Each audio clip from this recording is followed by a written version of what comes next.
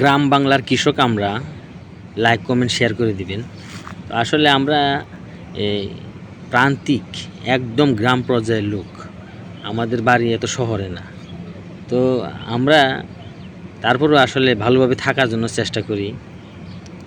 যে আমরা গ্রামের মানুষ যারা, এরা এত উচ্চবিলাসিতা আমাদের পছন্দ করি না। আমরা যারা গ্রামের মানুষ, অল্প রোজগারে অল্প খানাপিনা। তো আসলে দেখুন, আমাদের সব মানুষেরই একটা সংসারে ব্যক্তিত্ব চাহিদা প্রত্যেকটি মানুষেরই আছে। চাহিদা আসলে দিনকে দিন মানুষের বাড়তেছে। আর মহান আল্লাহ তাআলা বলছে যে রিজেক মানুষের প্রতিনিয়ত বৃদ্ধি পাবে। আর আপনাকে রিজেক খুঁজতে হবে না, রিজেক কি আপনাকে খুঁজে বেড়াবে। শুধু গেলে আপনি আপনি চেষ্টাটা করবেন, তাহলে দেখবেন যে আপনার খাবারের কখনো অভাব পড়বে না। আপনি শুনছেন সেকালে বা যুদ্ধ বিধ্বস্ত হওয়ার পরে আমাদের বাংলাদেশ মানে একটা অভাব অনটন দেখা দিছিল। সেই অভাব অনটনটা কিন্তু এখন আর নাই আমাদের বাংলাদেশে বলতে গেলে। এখন আমরা 3 বেলা পেট ভরে ভাত খাই। হ্যাঁ, আগে পোশাক আশাক ছিল না মানুষের, এখন পোশাক আশাক মাশাআল্লাহ মানুষে 2টা 3টা জোড়া জোড়া করে মানুষে এখন পরে, এটাতে ওইটা পরে, ওটাতে এটা পরে। সব কিছুতেই এখন মানুষের উচ্চবিলাসিতা করতে চায়। আর টাকা পয়সার মান কমতেছে একটু।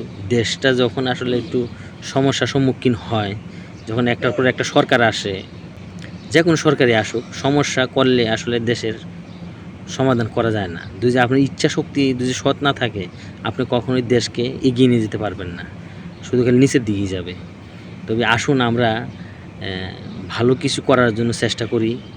হ্যাঁ, গ্রাম বাংলার যারা প্রান্তিক কৃষক আছে, খামারিরা, এনারা সবসময় বাংলাদেশের গ্রাম বাংলার যে চাহিদাগুলো আছে, কেউ ধান আবাদ করে, কেউ হয়তোবা শাকসবজি আবাদ করে, কেউ হয়তোবা দেখবেন যে আপনার এই যে মুরগি পালন করে, এগুলা তো পুষ্টির চাহিদা মেটায়।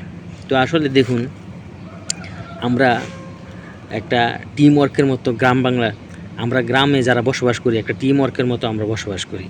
শহরে যাবেন কে কার মতো আপন শক্তিতে ঘুরে বেড়াইতেছে, যে যার মতো, তাই না? যার যার ধান্দা মতনে সে কাজ করতেছে। আসলে গ্রামে কিন্তু এটা কম দেখবেন। আপনি যদি কখনো একটু মেঠো পথে হেঁটে যাবেন, একজনের সাথে হ্যান্ডশেক হবে, সালাম হবে, হ্যাঁ, কত ধরনের আদব। শহরে যে যার মতো ধান্দা করে ছুটে বেড়ায় ভাই, এটা আপনাকে মানতে হবে। আর গ্রাম বাংলার এই দেখবেন যে গরম হইলে গাছতলার মধ্যে বসে একসঙ্গে খাইতেছে, গল্প বিযোগ করতেছে, বিভিন্ন নানান শ্রেণীর পেশার মানুষ আসে একসাথে জড়ো হইতেছে, সব কিছু মত বিনিময় করতেছে। তো আসলে আমরা যারা গ্রামে বসবাস করি আর যারা গ্রামের মানুষ, এরা অত্যন্ত সরল সোজা বা নম্র ভদ্র হয়। এটা আমার ব্যক্তিগত অপিনিয়ন, যে যার মতো বলতে পারে।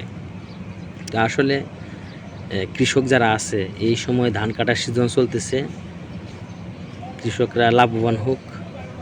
হ্যাঁ, তাহলে আমরা আসলে যারা কিনে খায় ওরা খাইতে পারবো। কৃষি হচ্ছে বাংলাদেশের মূল শক্তি।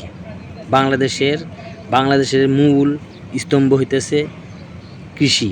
কৃষি হইতেছে প্রধান খাদ্য আমাদের বাংলাদেশের, বা করণীয় যেগুলো আছে, এগুলো নিয়ে আমরা হইতেছে কাজ করতেছি, এগুলো নিয়ে আমরা এগিয়ে যাব ইনশাল্লাহ। সবাই পাশে থাকবেন।